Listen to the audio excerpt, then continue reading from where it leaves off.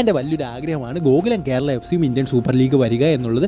Gokulam Kerala F C Indian super ലീഗിലേക്ക് വന്നാൽ മാത്രമേ നമ്മുടെ കേരള ബ്ലാസ്റ്റേഴ്സിന് കുറച്ചെങ്കിലും ഉത്തരവാദിത്ത ബോധം കൂടുകയുള്ളൂ. അതായത് 2 കേരള ടീം വരുമ്പോൾ ഉറപ്പായിട്ടും ഫാൻസ് സ്പ്ലിറ്റാകാൻ സാധ്യതയുണ്ട്. സ്പ്ലിറ്റായാൽ പോലും നമ്മളെല്ലാവരും ഒരുപോലെ, അതായത് കേരള ബ്ലാസ്റ്റേഴ്സിനെയും ഗോകുലം കേരള എഫ് സിയും ഒരുപോലെ സപ്പോർട്ട് ചെയ്യുന്ന ആൾക്കാരാണ് നമ്മുടെ കേരളക്കാരെല്ലാവരും തന്നെ. കാരണം നമുക്കറിയാം രണ്ടുപേരും കേരളത്തെ റെപ്രസെൻറ്റ് ചെയ്തുകൊണ്ട് പോകുന്ന ക്ലബ്ബുകളാണ്. ഗോകുലം കേരള എഫ് സി വരണമെന്ന് ഞാൻ പറയാൻ കാരണം ഗോകുലം കേരള എഫ് സിയുടെ മാനേജ്മെൻറ്റ് എന്ന് പറയുന്നത് അടിപൊളിയാണ്.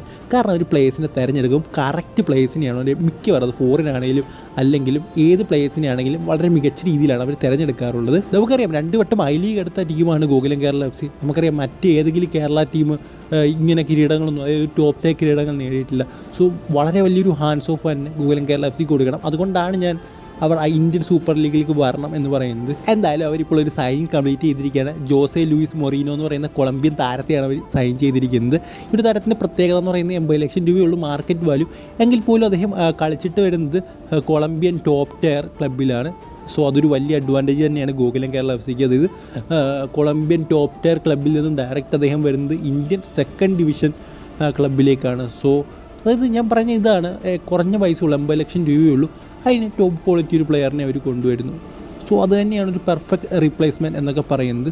എന്തായാലും അമിനോ ബോബ കളിച്ച ആ ഒരു പൊസിഷനിലേക്ക് മറ്റൊരു സൂപ്പർ താരം കൂടി എത്തുകയാണ്. എന്തായാലും അമിനോ ബോബയുടെ ഒരു കോൺട്രിബ്യൂഷൻ, അതായത് 2 കിരീടങ്ങൾ എടുക്കുക, അമിനോ ബോബ നടത്തിയ ഒരു കോൺട്രിബ്യൂഷൻ എന്ന് പറയുന്നത് വേറെ ലെവലാണ്.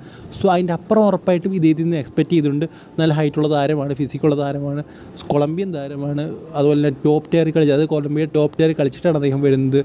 സോ എന്തായാലും നല്ലൊരു അഡീഷൻ തന്നെയാണ് ഗോകുലം കേരള എഫ് സിക്ക്. എന്തായാലും ഇപ്രാവശ്യം ഗോകുലം കേരള എഫ് സിയുടെ സെൻറ്റർ ബാക്ക് പൊസിഷൻ കവർ ചെയ്യാൻ പോകുന്നത് ലൂയിസ് മൊറീനയാണ്. സാധാരണയായിട്ട് കഴിഞ്ഞ 2 സീസണിൽ അവർ ഒരു സെൻറ്റർ ബാക്കിനെ സൈൻ ചെയ്യാറുള്ളൂ, അതായത് ഫോറിൻ സെൻറ്റർ ബാക്കിനെ സൈൻ ചെയ്യാറുള്ളൂ. അമിനോ ബോബ മാത്രമേ ഉണ്ടായിരുന്നുള്ളൂ. സോ ഇപ്രാവശ്യം അങ്ങനെ ആകുമോ ഇല്ലയോ എന്നുള്ള കാര്യങ്ങൾ കണ്ടു തന്നെ അറിയണം.